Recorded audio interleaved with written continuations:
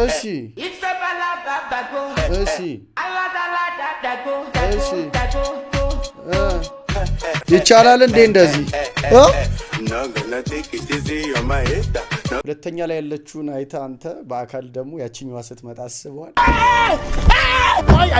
በዛሬው ቪዲዮአችን ሔዋን ገብረወልድ እንግዲህ 666 ነሽ ለተባለችበት ምላሽ ሰጥታለች። እሱን እንመለከታለን። አንድ ሴት ኢትዮጵያዊት በባህሏ እንዳደገች ዝም ብዬ ስራዬ ላይ ትኩረት ሰጥቼ ነው እንጂ እንዲሁም ደግሞ በጣም አነጋጋሪ የሆነ አንድ ሰው አለ። እሱ ምንድነው ከ200 ዓመት በላይ እኖራለሁ አሁን ላይ ግን እንደምትመለከቱት 90 ዓመቴ ነው እያለ ነው። የዚህ ሰው ጉዳይ በጣም አነጋጋሪ ይሆናል። የሱንም ጉዳይ በሰፊው እንመለከታለን። በስንት ዓመተ ምህረት ነው የተወለድከው? 1925 አሁን ስንት ዓመት ሆነ ማለት ነው? 90 ሸርብ አናት ላይ እንደውም 100 ዓመት ይሆናል የተባለ ነው። እንዲሁም ሌሎች እናንተ ዘና ፈታ የሚያደርጉ ቪዲዮችን ይዤላችሁ መጥቻለሁ።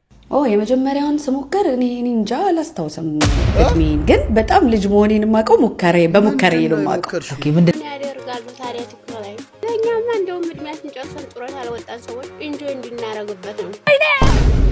ሰላም ጤና ይስጥልኝ የተከበራችሁ የተወደዳችሁ ቻናሌ ቤተሰቦች እንዲሁም አዲሶች እንኳን በሰላም መጣችሁ። ዋይዲቶም እናንተ ዘና ፈታ የሚያደርጉ አሪፍ ቪዲዮችን ይዤላችሁ መጥቻለሁ። ቤተሰቦቼ ሁላችሁ ቪዲዮን አይታችሁ አንድ ቪዲዮ ካሳቃችሁ በታማኝነት ላይክ አድርጉ። በዚህ ቻናል አዲስ የሆናችሁ ቪዲዮችን እያያችሁ ቻናሉን ሰብስክራይብ ያላረጋችሁ እናንተም ቻናሉን ሰብስክራይብ አድርጉ። በዚህ ቪዲዮ እንግዲህ 1000 ብር ካርድ የሚያሸልም ጥያቄ ያለ ሁላችሁም ተሳተፉ። ኮሜንት ላይ በቀጣይ ቪዲዮ አሸናፊውን በኮምፒውተር ዕጣ መሰረት እንሸልማለን። ግን ይሄ ቪዲዮ 2000 ላይክ ማግኘት አለበት። ስለዚህ ሁላችሁም ጥያቄውን እየመለሳችሁ ቪዲዮ ላይክ አድርጉ። የዛሬው ቪዲዮ ተጋበዙልኝ። ይመቻችሁ።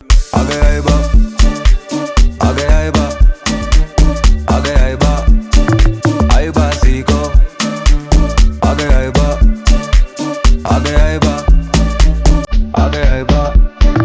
Aiba Zico Hello Mom racun zırı Ne aynı tepkiler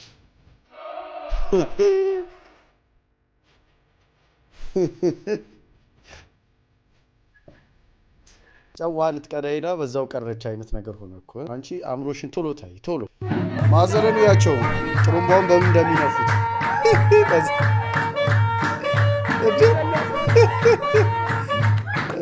እኔ ምን አስጨነቀኝ መሰራችሁ? ቀጣዩ ሰውን ተቀብሎ ይነፋዋል ወይስ እንዴት ነው? ጎዳና ነው የሚለው እያስጉዛል ተቀን ያሰቡት ያለ ሞት ጅላይ ሲበተን ሳስከረች ማዶ በቃ ተለያየን እሷ አስከረች ማዶ በቃ ተለያየን ስስትየዋ ባለሽበት ሀገር በቀየው ባድባሩ ስስትየዋ ጓዛል በሀሳብ ልቤ ገራገሩ ስስትየዋ እንግዲህ መውደዴን ዳዋት ከይበት አንቺየዋ ቀርቦሽ ያልተረዳ ርቋ ይሆንለት አረ ማየት ስሻልሽ አረ ማየት ስሻለሽ ከንቱ ደከምኩልሽ መቼን እንደከመኝ ጎዳናው መንገዱ መሄድ መራመዱ ባሳ መሰደዱ ሚስጥሩ እየገባሽ ባንቺ መጎዳቴ እኔ ስራኩልሽ ትዝታ ነው ቤቴ ትዝታ ነው ቤቴ ቀን እንደው ይገፋል እንደምንም ያልፋል ቀን እኮ ይገፋል እንደምንም ያልፋል አንቺየዋ ናፍቆት መች ይገፋል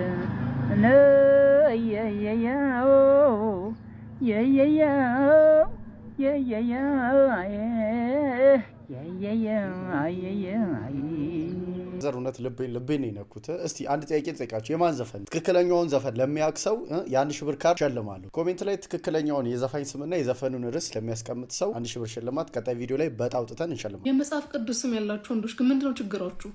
ሳሙኤል፣ አዳም፣ አብርሃም፣ ሰሎሞን፣ ዮሴፍ ቅዱስ ምንም የተቀደሰ ስራ የሌላችሁ ሰዎች ቅዱሶች እንደስማችሁ ለምንድነው ማትሆኑት እንዴ?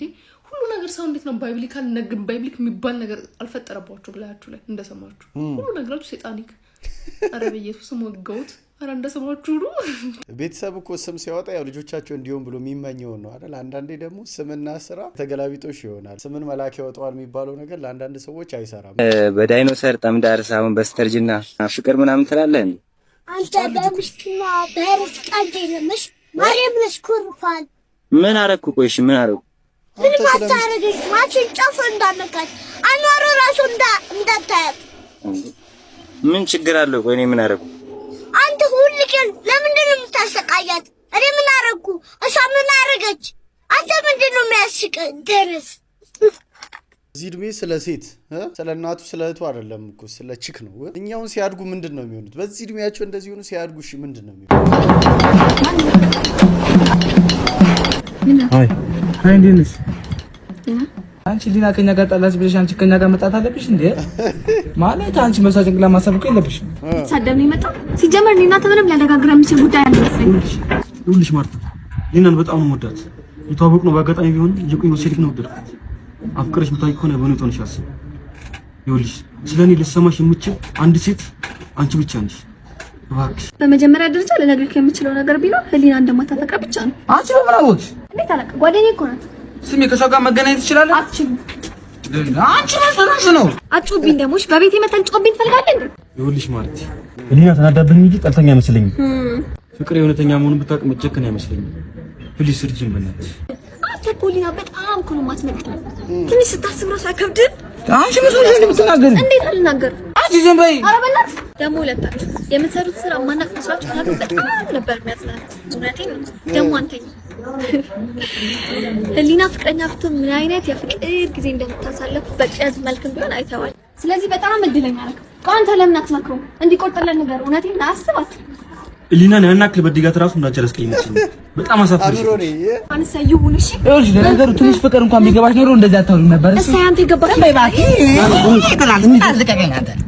አንተ እኔ ስትል ጥርስ ልክ አይደለም። የወንዶች ጉዳይ የሁላችንም ፋቮራይት ሙቪ ነው አይደል? ስቲል ነው አሪፍ ነው አይደል? ትወናችሁ ደስ ይላል። ጭራሽ ሴንስ የማይሰጡ ቃላት ነው የምነግራችሁ ዛሬ። ነፃ ስጦታ እና ከፍዬ ነው የምትሰጠኝ ስጦታውን። ስጦታ ማለት ፈልገ የምትሰጠኝ ነገር ነው። በአዲሱ ዓመት ይሄን ቲኬት ለምትገዙ ሰዎች ለሁላችሁም ነፃ ስጦታ ይኖረናል። ስጦታ ነፃ ነው። ትናንሽ ህፃናት እና ትልልቅ ህፃናት አለ፣ ረጃጅም ህፃን። የሚገርምሽ በጣም ትንንሽ ህፃናት ልጆች አሉ። ሰውየው ህፃን ኦልሬዲ ትንሽ ነው። ሶስተኛው ፍሳሽ ውሃ አድፍጣችሁ እየጠበቃችሁ ነው። ውሃ በበረዶን ፎርማት አለ ልትሉኝ፣ ፍሪጅ ውስጥ መግባትም እኮ ይችላል ልትሉኝ ማለት ነው። ቢሆንም ሴንስ አይሰጥም። በቃ ውሃ ነው፣ ውሃ ይፈሳል። አራተኛው ያረጁ ሽማግሌዎች ነው በሙሉ እዛ የሚኖሩት ምናምን ተብላችሁ አታውቁም? ወጣት ሽማግሌ ያለ ወይ ነው የኔ ጥያቄ። የሚመለከተው አካል አሳውቁ እንዲስተካከል። የማትስማሙት አለ ልጆ ካለ ወይንም ደግሞ እስቲ እናንተም እንደዚህ በጣም የሚያስገርማችሁ የምታውቋቸውን ቃላቶች እስቲ አስቀምጡ። እኔ በጣም የሚገርመኝ ናቆይ የሚባል ነገር አለ። ና ብሎ ቆየ፣ እሱ በጣም ይገርመኛል። እስኪ እናንተ የሚገርማችሁ ቃላቶች አስቀምጡ እስኪ። ከምሮላት አሁን እሺ፣ አሁን እቺ ምንም ብላ ነው እየጫረች የምትበላው። ይዋት አያችሁ፣ ውስጥ የሚፈልጉት ነገር አለ መሰለኝ። ምን አውቃለሁ እኔ ምንድነው የምትፈልገው? እኔ ሁላ ስንዴ እንደዚህ ተከምሮ ከስንዴው ስንዴ እየፈለገች ነው። ጥጋብ ያት ስትጨር ነገረኛ ነገር ነች ደግሞ በቃ እንዳለ ስንቱ ዶሮ አቶ እዚህ የሚለቃቀመው አንቺ እዚህ ተበታትኛለሽ። ዋናው ስንዴ ላይ ቁጭ ብለሽ ምንድን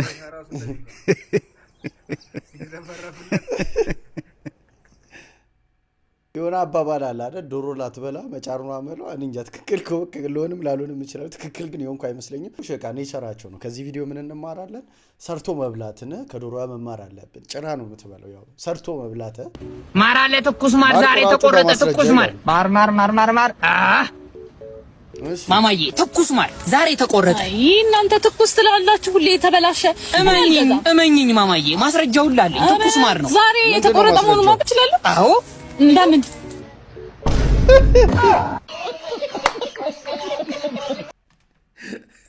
ከዚህ በላይ ምንም ማስረጃ ሊኖር አይችልም። ትክክለኛ ማስረጃ ምን ይሻለኛል?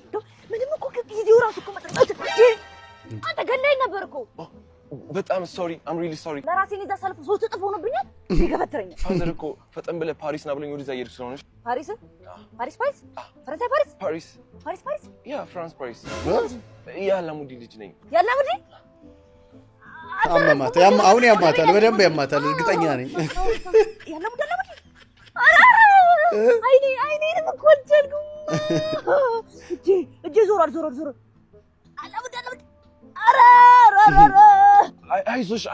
ኧረ ኤኒዋን ሄልፕ 911 እጄ ዞሯል። 911 አልፈልግም። ብር ነው የምፈልገው። ገንዘብ ነው። ብር ስጣት። ኦኬ ስንት? ዲስኬ ተንሸራቷል። ኢትስ ኦኬ ስንት? 1000 ብር። ኦኬ ይቻላል። ችግር የለም። 2,000 ብር ማማ 100,000 ብር ኦኬ ይቻላል እሺ ያልከው ቆይ 20 ሚሊዮን 100 ሚሊዮን ወይኔ አረቄ ቤቶችን አስመልክቶ በዚህ ሰዓት ጥብቅ የተባለ መረጃ ተሰምቷል። በአዲስ አበባ ከተማ አንድም አረቄ ቤትም እንደማይኖር ተገልጿል። በቃ እንደ ጎረምሶቹ በብብቶት ይዘው ይዞሩ አረቄ እረበክሽ ተጫውተሽ ሙተሻል። ባንቺ ቤት ቀለድሽ። በቃ ልብሽ ውልቅ አለ። አይ በቃ አይናደዱ፣ ግድ የለም ይረጋጉ፣ ምንም ችግር የለም እኮ ምንም ልክ አይደለም እኮ የሚሰራው ስራ። ምንድነው አንተ የምትወረጫጨው ደግሞ? ምን እባክህ አባዬ ደብሮኛል። ምንም ደስ የሚል ነገር የለም።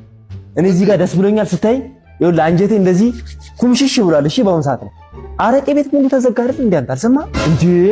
እኔም እሱን ሰምቼ አይደል እንዴ እንደዚህ ሆንኩት። ለምን በጊዜ ገባ ብለህ አትጠይቅም እንዴ አንተ ራሱ? እንጂ በጊዜ አገባም። አዎ እዛ ነበር ማለት ነው የምታመሸው። እሱን እኮ ነው የምልህ እኔ። ለምን እሺ ለምን እንደዚህ ነው? ላይ ነው እንደ ዘጉበት ዘነዘነው እዚህ ያለው አይደል? አለ ዘነዘነው ከስር ነው ያስቀመጥኩት። ኧረ ቶሎ የሆነ ነገር ይወስኑ። ጭራሽ እኔ ፊት መጥቶ አረቄ ምናምን ይለኛል። አይ ግን ችግር የለውም። እኔ ለክፉም ለደጉም ብዬ ትንሽ ቀንም ብትወል 2 ቀንም 3 ቀንም ምን ቆይባት ይዤ መጥቻለሁ። አሁን ሊስማሙ ነው። አንቺ እዚህ ጋር ዘነዘና አታስቀምጫላል። ሰው በመሃል ሊጣላ ይችላል አይደል? ሰይጣን አለ። አሁን አንቺ ሰው ብመታስ እንዴት አይነት ነገር ነው? እቃ ሰርተሽ ወደ ውስጥ ቶሎ ወደ ኩሽና አስገቢ ብያል ነበር።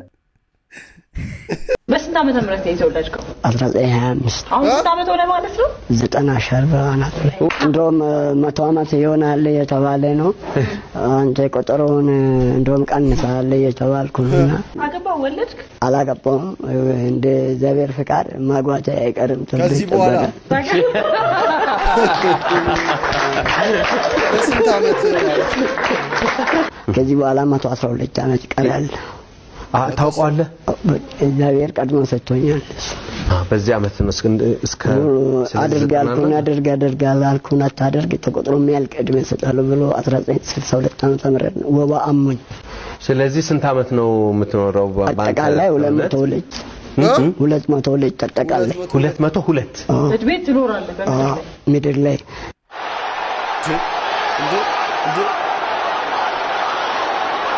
ገርማችሁ ይሄ ሰውዬ ከዚህ በፊት በ75-80 ዓመት አካባቢ የሆነ ሾው ላይ ቀርቦ ነበር የምታስታውሱ ከሆነ ማለት አሁን 90 ዓመቱ ነው። ምንም 90 ዓመት ሰው አይመስልም አይደል? ከዚህ በኋላ እንደው አግብቼ ምናምን ፕላን እያደረገ ነው። 200 ምናምን ዓመት ኖራለሁ ነው ያለው። ሰው 40-50 መድረስ ከብዶታል። ጀለስ 200 ምናምን ዓመት። በዚህ አጋጣሚ ባይዘው ከዚህ በፊት ነግሬያችሁ ነበር፣ አያቴ እንዳረፉ ነግሬያችሁ ነበር። አያቴ በ140 ዓመታቸው ነው ያረፉት። ቀጥለን ደግሞ አርቲስት ሔዋን ገብረወልድ እንግዲህ 6 ምናምን ነሽ እያሉ ይወራ ነበር። ለሱ ነገር ሰይፉ ላይ ቀርባ መልስ ሰጥታለች። እሱ ቪዲዮ እንመልከት። እኔ አሁንም ቢሆን መልስ መስጠት አልፈልግም። ዝም ብዬ ስራ መስራት ነው የምፈልገው። ገና ስራ መስራት መጀመሪ ነው። ስለዚህ ስራዬ ላይ ፎከስ አድርጌ እንዳንድ ወጣት እንዳንድ ሴት ኢትዮጵያዊት በባህሏ እንዳደገች ዝም ብዬ ስራዬ ላይ ትኩረት ሰጥቼ ነው እንጂ የተለያየ ቻናል ላይ ለሚወራው መልስ የሰጠው መቀጠል አልችልም። የምችለው ስራዬን ብቻ መስራት ነው እንዳንድ ወጣት። አሁንም ቢሆን ብዙ መልስ መስጠት አልፈልግም። በጣም ማከብረው ስቴጅ ነው። በጣም ማከብረው ህዝብ ነው እና እንደዚህ አይነት አሉባልታዎችን እዚህ ስቴጅ ላይ ማምጣት ተገቢ አይደለም ያስባል። ስለዚህ ዝም ብዬ ስራዬን ልስራ ነው። ዝም ብዬ ስራዬን መስራት ነው ፈልገው። ከዛ ውጪ የግል ህይወትሽ አሁን ለምሳሌ ሔዋን ይባላል እንጂ ስላንቺ አዳም አለ። አይ ሰይፉ ታውቃለህ ያ ምን አይነት ሳቅ ነው የምትሰጠው? ምን አዲስ ነገር ያው ብዙ ጊዜ አሁን የግል ህይወትህን ሚዲያ ላይ አምጥቶ ማውራት ምናምን ትንሽ ያው አስቸጋሪ ስለሆነ የሶሻል ሚዲያ ዘመን ላይ ስላለን ያው ሞር ትኩረቴን ስራ ላይ አድርጌ ለሰውም ለህብረተሰቡም ስሬን ማሳየት ነው የምፈልገው፣ መስራት ነው የምፈልገው። እርስዎ ምን ያደርጋሉ ታዲያ ቲክቶክ ላይ ተብሎ? ታዲያ ቲክቶክ ላይ የኔ ቆንጆ ቲክቶክ እኮ የማይፈቀደው ለህፃናት ነው ማሬ። ለኛማ እንደውም እድሜያችን ጨርሰን ጡረታ ያልወጣን ሰዎች ኢንጆይ እንድናረግበት ነው የመጣው። እሺ እናንተ ህፃናቶች ቲክቶክ ቁጭ እንጂኛማ የት እንሂድ ከሰፈራችን እናቴ። ለኛማ መንደራችን ሰፈራችን ነው እናቴ። እናንተ ስራ ያላችሁ ሰዎች ወጣቶች ሰርታችሁ ተለወጡ፣ ስራችሁ ላይ ፎከስ አድርጉ።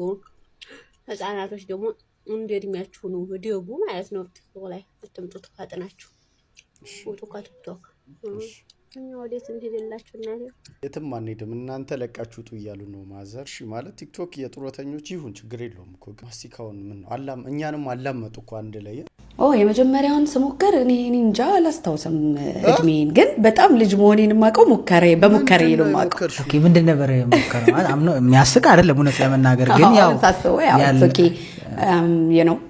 ያለፈ ነገር ነው። ስለዚህ ብዙ ማይረብሸኝም ለዛ ነው።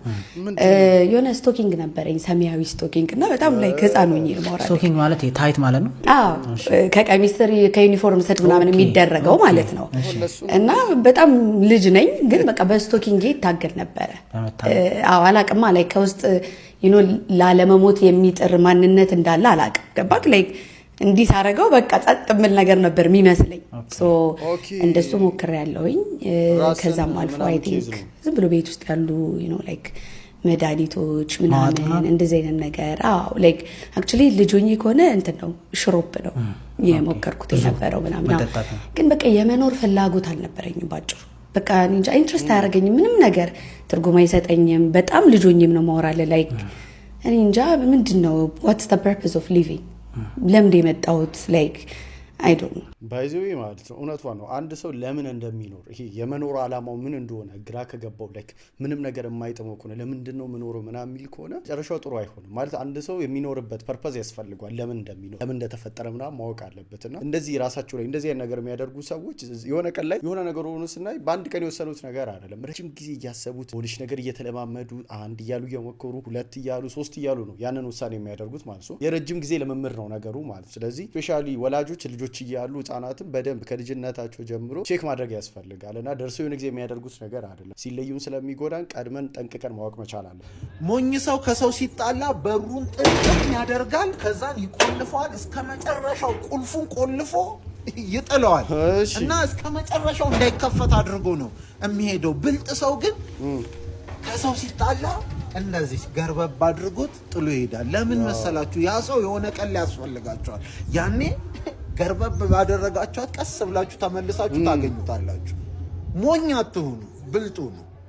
አሪፍ ምክር ነው አይደል? አሪፍ ፖይንት ነው። ተመችቶኛል። እኔ ሰምታችኋል። ከድብቅ ፍቅረኛዋ ጋር በመተባበር ህጋዊ ባሏን በስለት አንገቱን በመቁረጥ ገድለው አስከሬኑን መጸዳጃ ቤት ውስጥ የከተቱት ግለሰቦች በእድሜ ልክ እስራት ተቀጡ። በምዕራብ አርሲ ዞን ነሰቦ ወረዳ ልዩ ቦታው አዳማ የተባለ አካባቢ ደሳለኝ ቀንደባና ስኳሪ አልዩ የተባሉ ጥንዶች በትዳር ለበርካታ ዓመታት እንደኖሩና ልጆችን ማፍራት ችሏል። ጥንዶቹ ተያይተው በጋራ በወሰኑት መሰረት በሚስት ስኳሪ አልዬ ፈቃደኝነት ባለ ደሳለኝ ቀንደላ ሁለተኛ ሚስት እንዳገባ ፍቃድ አግኝቶ እንደነበር የዞኑ ፖሊስ ዋና መምሪያ የወንጀል ምርመራ ክፍል ኃላፊ ኢንስፔክተር ከድር ጀቦል ለብስራት ሬዲዮ ተናግሯል። በዚህም ደሳለኝ ቀንደላ ከአዲሷ የትዳር አጋሩ ጋር የተሻለና ኢኮኖሚም ደህና ገቢ ያገኘ ሲመጣ ሚስት በኔ መልካም ፍቃድ ነውና ሌላ ሴት ያገባው ይህን አድርግ ይህንን አምጣ ያለች እንደምታስቸግረው በተገኘው ማስረጃ ተረጋግጧል። በዚህም አንድ ኩንታል ቡና መሸጡን ተከትሎ ለኔም ሆነ ለልጅህ ልብስ ያስፈልገናል በማለት ጥያቄ ብታቀርብም ባል ሌላ ህይወት በመጀመሩ ለጥያቄዋ ተገቢ መልስ ስላልሰጣት በመካከላቸው ግጭት ተፈጥሯል።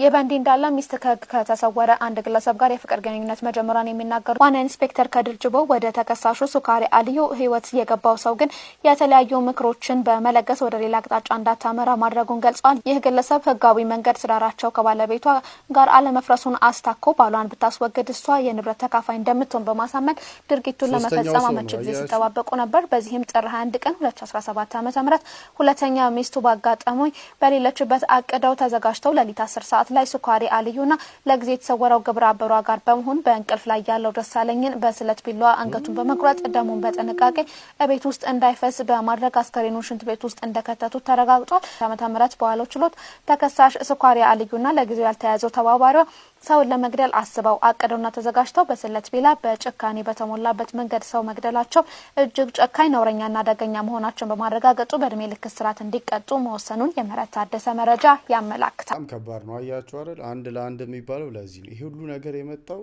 ሁለተኛ ሚስት ሲመጣ እያለ እሷም አሁን ላይ ህይወቱን አጠፋች። ከዚህ በኋላ ኢንታየር ላይፏን እስር ቤት ነው የምታሳልፈው። ልጇንም የሚያሳድግ ሰው ነው የሚያጣው፣ ያለ አባት ያለ እናት ማለት ነው። አንዳንዴ በጣም ከባድ ነውና ሁሉም ነገሮች ህግ ሲሰጠን ምክንያት አለው ይሄ ነገር ማለት። ቤተሰቦች የዛሬ ቪዲዮ ያያችሁትን ይመስል ነበር። እንዴት ነበር ሀሳብ አስተያየታችሁን ሁላችሁም ኮሜንት ላይ አስቀምጡልኝ። እዚህ ድረስ አይታችሁ መጣችኋል፣ ወዳችሁታል ማለት ነው። ሁላችሁም ላይ ታዲያ ለዚህ ቻናል አዲስ ይሆናችሁ እናንተም ቻናሉን ሰብስክራይብ ማድረጋችሁ እንዳትረሱ። በቀጣይ ባሪ ቪዲዮ እመጣለሁ። እስከዛው ሰላም ጤናውን ብዝት አድርጉ ይስጣችሁ። ቻው።